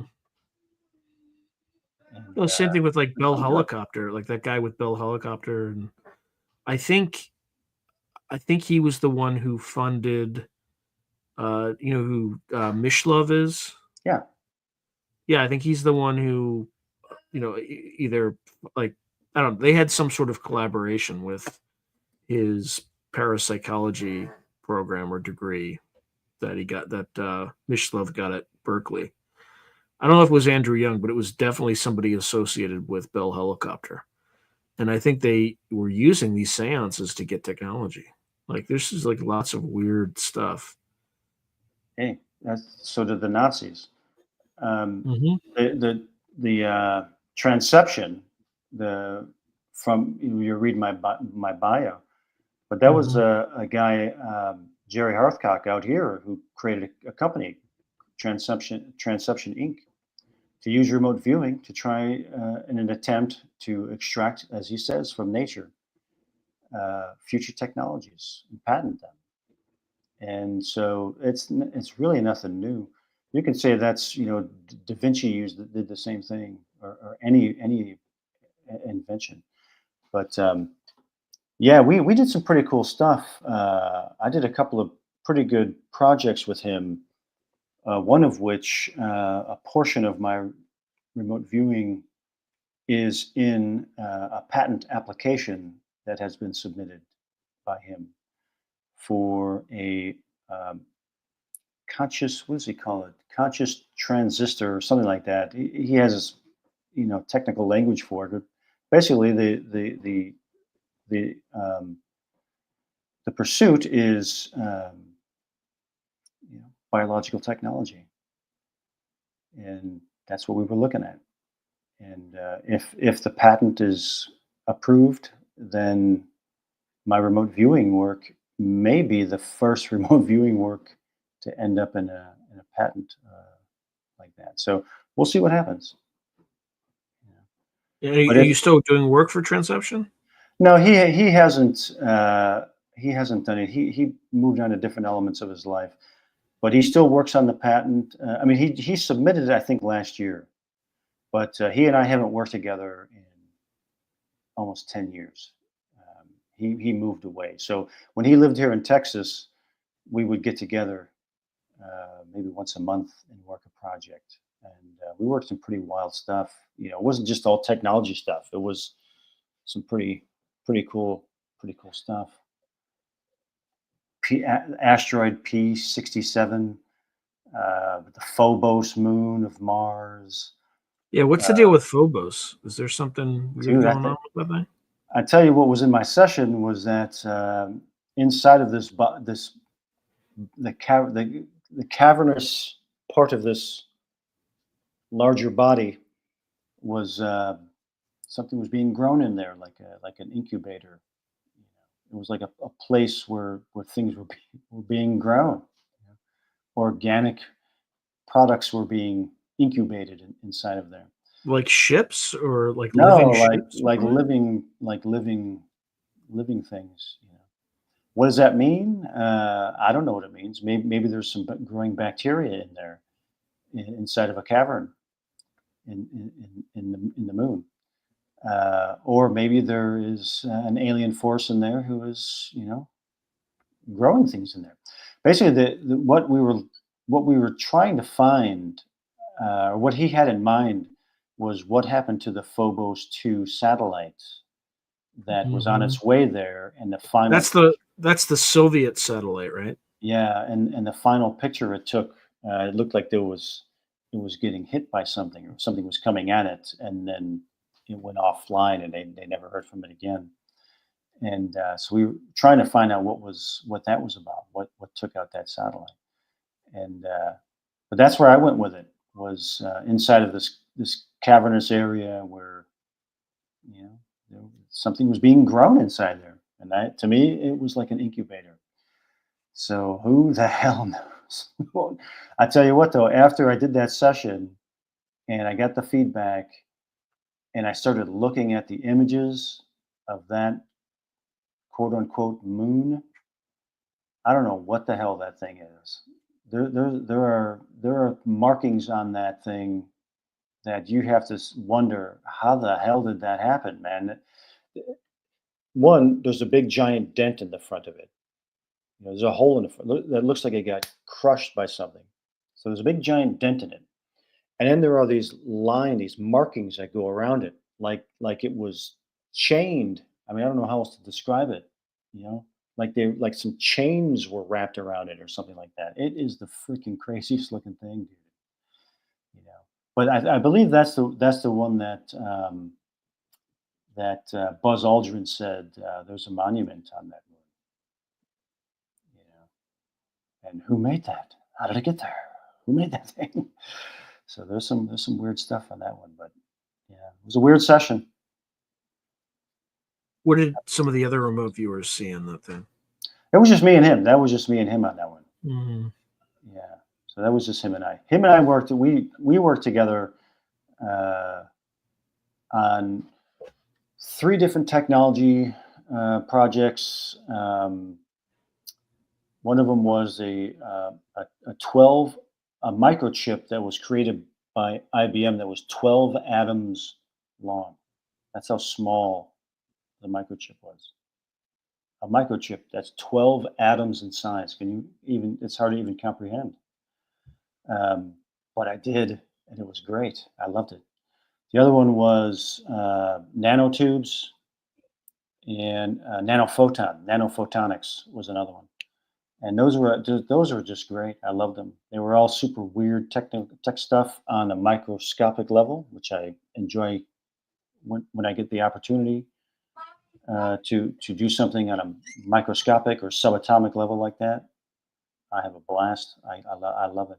But those are some of the sessions that he took some of those elements out and worked into a uh, technology that he's trying to patent. So we'll see. We'll see how it works.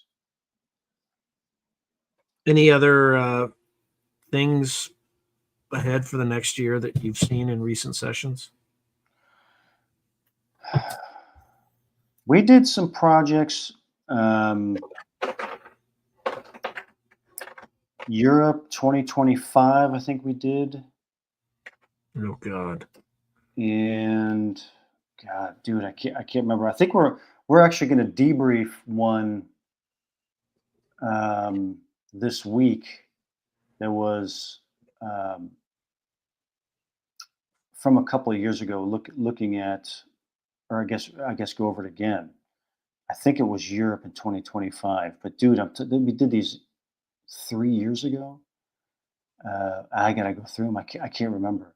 I honestly can't remember. I wish I could. Now I'm pissed at myself because I know there was good stuff in there for 20. Some of those that we did, Europe 2025. Let me see. Maybe I can find something. Hang on a second. Hang on one second.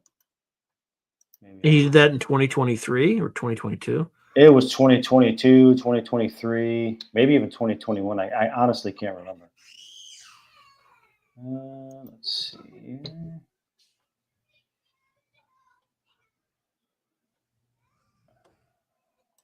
You can't see my screen, right? You just see my face? Just see unless you explicitly share it, I can't see it. Okay. I can't share. No. Yeah. State of Europe 2024, 2025. Here we go.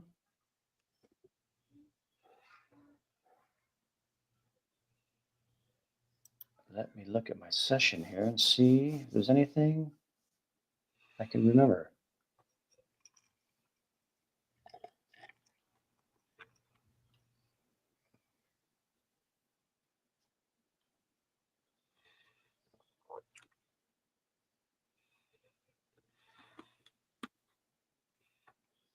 Makeup.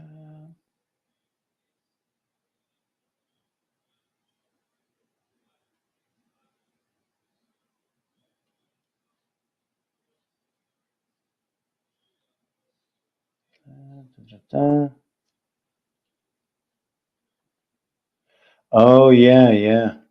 The stuff I was getting in there was like how people were living. That's what my session. That's where I went in this session. No-go zones, an area where like military had areas that were cordoned off, and it was about how people were living. And again, we're blind. I have no idea what it is. So according to what I'm looking at here, they could be in for a rough patch in Europe next year. Let's see what else is in here. Health status, well-being, brief moments. Oh yeah, and then there's some kind of a crash. People are fighting. People are fighting. Like a crash. Something comes in and happens, an event, like something dropping or falling, and people fighting each other. There's chaos in the streets. A stampede, a chaotic scene of a stampede of people. Military comes in too. They're involved. It's a bad scene. Let's see. Oh yeah, disagreement between two side warring faction. So it's like, honestly, it's kind of like a civil war type of. Maybe use a different word, but well, they have a massive migrant problem. Yeah, we could see that. So we could see that increasing, especially with the potential of what could be the Trump effect, where some of these countries may start seeing that, okay, I guess I can voice my disapproval of this without fear of being labeled something. And I had those words in there too. Well, People they being actually, labeled. I think the EU hired Palantir to prevent the right wing of winning in all the elections recently, which is Yeah, kind of sketch. Just kind of sketch. But Andrew Karp said it openly, I think, on the Bill Maher show. Andrew Karp's the CEO. So yeah, that's what I got here. People are fighting about it. We could see that. The Trump effect, where like people there, they like you're saying they brought somebody in to manipulate their elections and make sure certain groups didn't get any kind of power. And like we were saying, you can only suppress people for so long until they're like, okay, your little word spells, they're not going to work on me anymore. You can call me this, call me that. I don't like what's going on, and I'm not going to be silent about it anymore. And you know, they maybe they'll call it the Trump effect. I'm gonna have to put that in one of my yeah, sessions. you're gonna have to put like a little C next to it. Copyright the Trump Yeah, effect. I'll put that in one of my upcoming sessions. I can see the Trump effect coming in certain countries. They're already talking about it in Ireland. Make Oh yeah, the Irish don't Ireland don't Ireland great don't again. mess around. Yeah, 'cause Yeah, the Irish don't mess they're around. dealing with a lot of. Yeah, they have like a 5 million person population, and they brought in like over 100,000 migrants. Just dumped them in. Yeah, and if you And now don't they're like like it, now they're like you're the bad guy. raping. You know, I'm not gonna say, but That, underage people basically. that's gonna piss people off, man. Yeah. Yeah, the Irish. I mean, Eventually, they're gonna say they we they don't will want this. they will literally kneecap you. You know what Yeah. that is, right? Yeah. You- Take a bat to your kneecaps. oh no, it's worse than that. It's like the IRA used to do it. It's really bad, and they would do it to their own. They would do it to traders, and you basically can't walk right again after they do that to you. Yeah. So that anyway, that's what I was seeing for the Europe 2025 session. That that kind of unrest. So we'll see. We'll see. You know, they just had. I think Yeah. they had something big out there recently. Tommy Tommy Robinson, I think his name is. They threw him in jail, and they had a huge rally for him. Luckily, it wasn't violent. I don't think it turned violent. Um, but a groundswell of people who were like, I just can't be silent anymore. I'm not happy about what's going on here. So we'll see. Yeah. So, well, just for kneecapping for people who want to know, it is the injury is typically inflicted by a low velocity gunshot to the knee pit with a Ooh, handgun. ooh, And let's see, the severity of the injury can vary from simple soft tissue damage to a knee joint fracture with neurovascular damage. The latter requires several weeks in hospital and intensive outpatient physiotherapy for recovery. If the damage is too great, amputation may be necessary, but this rarely occurs. In Northern Ireland, 13 people had their legs amputated as a consequence of limb punishment shootings over the duration of the Troubles. In the long term, it is estimated that 1 out of 5 victims will walk with a limp for the rest of their lives. Well, there you go. don't mess around, man. They don't mess around up there, man. Let's see. Okay, so I think Andrew had a question, or Andy had a question. Is it possible that the Mandela effect reflects memories from different times and spaces, from different versions of ourselves? It's possible. The Mandela thing is pretty interesting because, in my opinion, it may be in the realm of neurolinguistic programming or suggestion. The power of suggestion, where the thing that scares me about it is that where you if you were to start a campaign where you start to have people questioning their own memories, um, it's kind of a scary thing. It may fall into the realm of a psyop, but that's one end of it. Let's look at it from the other end of it, where the Mandela effect is real. Um, could we be looking at an inversion of timelines, where certain timelines are starting to cross over? That's possible. Um, I am of the opinion that 9/11 may have been a timeline breach, or we may have crossed into a different timeline due to the 9/11 event. I don't know if that's true or not. It's an idea that I'm willing to ponder, because it got so we were like in a different. Where the hell are we? What world are we living in now? We just been transported to a different planet here. What the hell is going on? Um, so if that was some type of shock ritual, um, to amp up enough human emotion to manifest something, a type of magic or something like that, that would have had the emotional outburst Mhm. required to do a massive work of esoteric magic like that. So Do you think that's a real thing where people engage in these things so they have mass deaths in order to it's like a sacrifice I in do, some weird esoteric ritual? I do, yeah. It's nothing new. It's been done for, Yeah, the Aztecs were doing it, yeah, Romans, you know, Moloch. Moloch was the god of human sacrifice. You sacrifice your children to Moloch, and Moloch is still we've around. already since Roe v. Wade, we've already sacrificed 63 million In children my to Moloch. opinion, it's child sacrifice.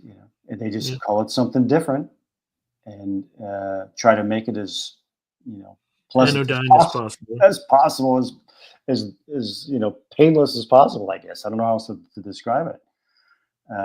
But yeah, that stuff happens. It's always happened. They still do it at Bohemian Grove. They do a ceremony to Moloch. You know, Was it the what is it, the ceremony, the cremation of care or something? cremation of care ceremony. There are videos you can watch from the World's Fair, the Chicago World's Fair. I think it was from 1930 something, and they're doing a ceremony there, and they got a giant edifice of Moloch, and the guy comes up. They open the thing, the fire, with the smoke, and the priest goes up there with a effigy, or hopefully it wasn't a real kid, puts it into the belly of the beast. I mean, this stuff is still going on, man. Yeah, Uh, I actually won an award for a story I wrote about something like that. It's called, A Drumalek. It was about a Semitic demon, but, yeah, anyway, it's really dark. The yeah, story is particularly dark, but it won an yeah, award. yeah. Well, So, like we were talking about the Sean Combs thing, uh, and the Epstein thing too. I think if they really if they really let out what these people are about, and we find out that they're doing these kinds of things, this kind of dark magic that includes child sacrifice, human sacrifice, uh, and that it's real. I think people, it's that could be a well, real look, there's shock to the enough there's system. enough homeless people out there that no one noticed they disappear, Yeah, yeah. which, I Well, mean, it's uh, evil. one of the things that I remember watching about Epstein, this was right after they found him dead, was that some old interviews with him where uh, really what he was into to doing. I mean, it wasn't just satisfying his sexual needs, which was apparently an insatiable It was thing for him. it was compromise, right? He was trying to engineer a race. He was basically trying to genetically engineer um, a master race. Maybe he called it something different, but out of his farm there or his property in the middle of New Mexico. He was impregnating these girls, and they were doing all these genetic things to try to engineer people. Not talked about, kind of got pushed Where away.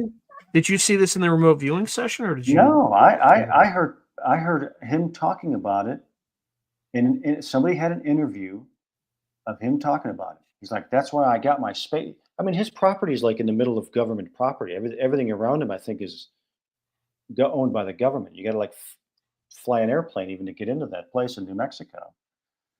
And he was saying, he's like, here I can do all the experimentations that I want to do, and I can be exactly what I am, and and experiment how I want to experiment and create what I'm here to create, and all this kind of crazy language.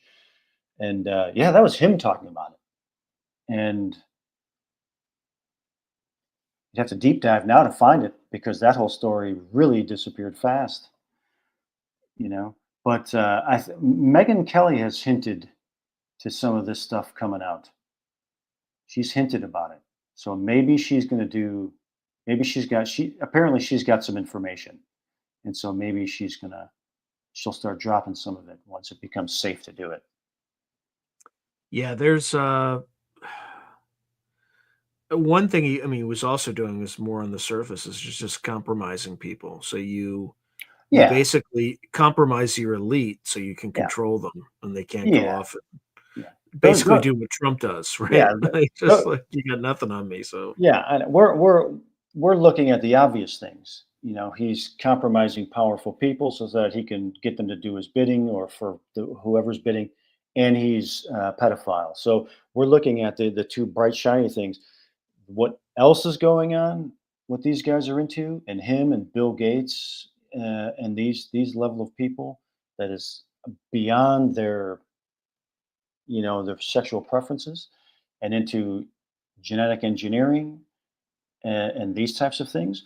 Allegedly, possibly, I'm not saying that they are. Allegedly, possibly. Then we get a better idea of maybe what this stuff was about. Because when we look at the Diddy stuff, Sean yeah, Combs stuff, what was going on allegedly in these subterranean chambers? what may be considered satanic rituals that might possibly include human sacrifice and the consumption of human body parts. Again, nothing new. These guys are working the old stuff from Babylon and stuff like that. That's what this. Yeah, It's funny you nothing new. mentioned that. So I interviewed Steve Mera many times and also Barry Fitzgerald, and they started out on the paranormal side, and then they gradually came to see that the UFO stuff, fairy lore, all that stuff, it's all connected. Yeah, Uh, when they started researching Sumerian and Babylonian demonology, stuff started reaching out from the abyss, and crazy stuff. So Mara said that he woke up one night and there were arms wrapped around him. Tucker And there's no Carlson saying the same thing happened to him that what that he said as far as I know, he said he was attacked by a demon. But I don't think he at said that night. there were arms wrapped around him. Yeah, He said he was mauled. Those were his words, yeah, and he and he sees it as a spiritual war too. So I'm not surprised they came after him. But yeah, like your buddy said, he started going into those directions, and then things started. He got resistance. yeah, he got resistance. And I was also reading Operation Trojan Horse by John Keel. You're familiar with him, right? I'm familiar with the name. The same thing started happening to him when he started going in that direction, when he started investigating demonology and that sort of thing. I'm not saying it's demons. I'm just saying that there's some knowledge, some ancient knowledge that's tied to Babylonian and Sumerian ceremonies and rituals Yeah, that probably points some truth to. I mean, there's a reason you always hear about like iron, right? And like people who are anemic tend to, well, I don't know if I don't know where this is coming from. I don't know if I remember it, but when people who are anemic may be getting attacked more than not.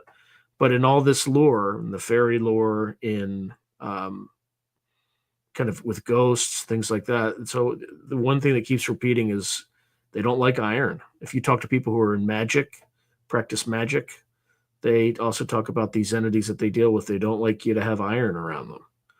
So anyway, there's common elements, but they've been atomized because of specialization.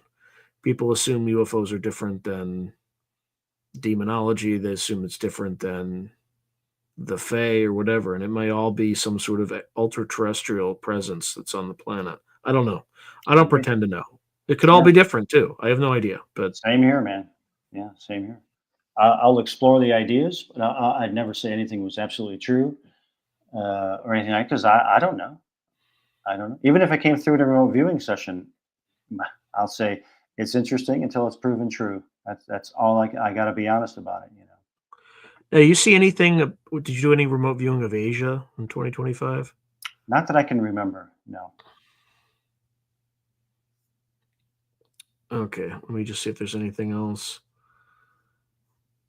I'm like rapidly racing through all these comments.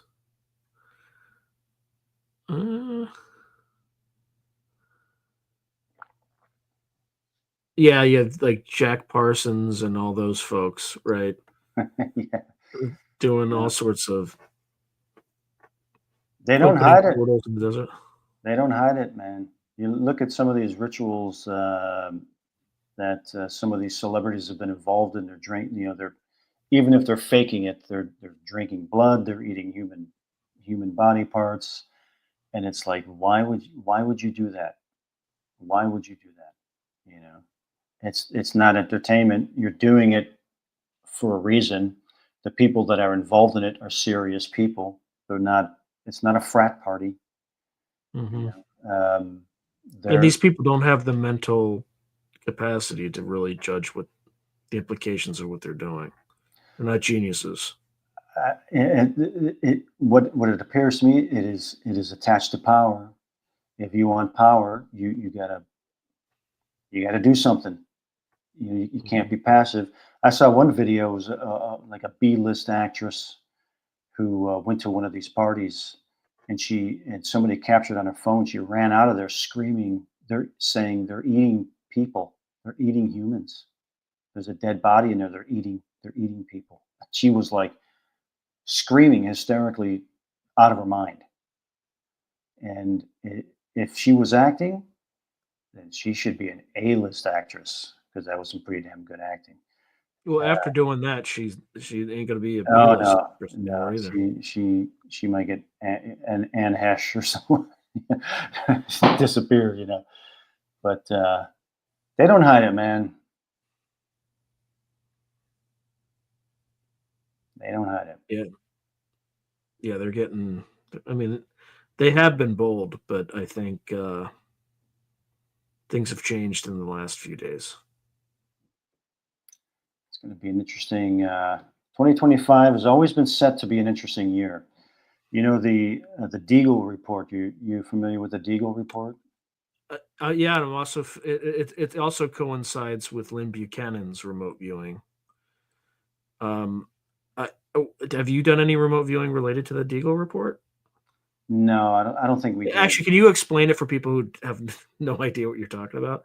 It's a report. It's a report. Apparently, it was commissioned like a think tank. Yeah, he was. By It was by like Colonel Deagle or something. Yeah. Like he was. I mean, he's no longer living, but he was associated with the Rockefeller Foundation, Council on Foreign Relations, and he used to put out this report that had, every 5 years would have project population numbers. And there was all kinds of stuff on there. There were things on like full inventories of military equipment, and just there was a ton of data on there, and part of that data was population numbers per country and predicted population numbers for 2025, specifically 2025. So and Western Europe and the United States take a huge hit, like 75%. Well, maybe not that much, but close. 70 to United States, 75% yeah, decline. yeah, Yeah. 2/3 United States. Ireland, I think, was the worst. It was like 71 or 75%. Yeah, and in other countries, you had very little. India, very little. China, very little. They still had Some declines, though. They still had decline, declines. but not like a 2/3 like they were showing for United I States, wouldn't be surprised if it was England. an experimental cocktail that many of us received at some point, and just the long term effects of that. Let's hope it's just that. Let's hope it's just his wishful thinking. You know, probably guy was probably a eugenicist, and he's like, "Man, it'd be great.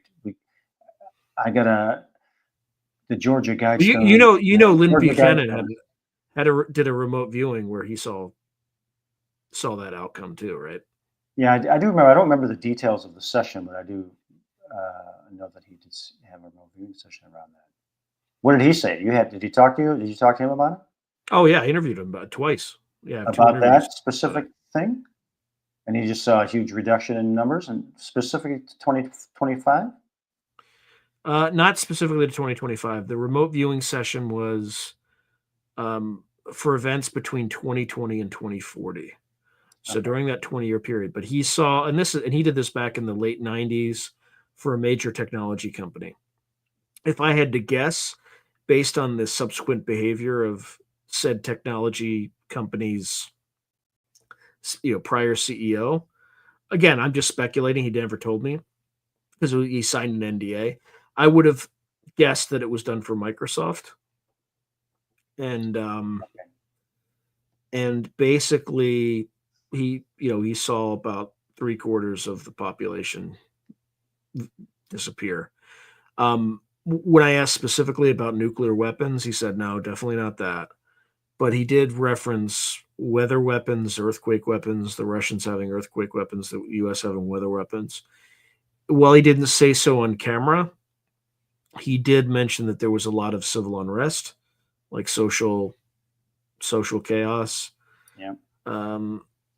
He also, and this is like again in the 90s, he saw like nobody in schools. He saw people on screens, so he saw all the COVID stuff happen long before it actually happened. And he says coming out of it, it gets a lot better, but it also becomes much more decentralized. Like people roundly reject central authority, and it's not violent rejection. It's just you guys have failed so badly that we're just not going to do that. We're not going to, you can go ahead and make us do that, but there's just not enough people anymore. You need us more than we need you, sort of thing. Right. Right. Yeah. Well, we'll see. We'll see what happens. You know. He also saw We'll a be living device through it. in like every household that was very similar to those satchels that you see, like a block. The satchels that you see with like in ancient Sumerian Yeah. tablets and So stuff they're like holding that. it. Looks like a purse. Yeah. So either saw that or saw something that was about that size that powered every household. It was like their energy source. Wow. So Wow. Probably made by Elon Musk. maybe, or if there's some sort of disclosure, maybe it's some sort of 0 point technology. Yeah. Anyway, wow, we're actually over. I didn't even realize we're about 3 minutes over. So any final questions that or not questions, any final comments you'd like to make to the audience? I'm pro-human. I'm pro AI and I'm pro-human, and I think we could, if we can stay focused, we could uh, we could really create something. We can really create a renaissance and avoid a catastrophic depopulation and do something really pro-human. That's what I'm hoping for. That is what I'm hoping for. And just going back through that 2025 Europe session that I totally forgot about. that type of unrest is, I saw that there too, just like Lynn Buchanan was saying. And I hope it doesn't happen. But if it does, then it does, you know. But I'm just trying to stay pro-human and Hmm. and push the boundaries of what we're capable of doing with remote viewing. That's what we're trying to do. All right. Well, thank you, brother. As always, it was an Yeah, man. absolute pleasure. Glad I could fill that 2-hour spot. Yeah, otherwise it would have been me. So that would have been a disaster. Although I've done it before. So, Well, cool. It's good chatting with you, and have a all right, great night brother, to all of your friends out there. and we'll talk soon. We'll talk Obviously. soon. Yeah. Thanks a lot, man.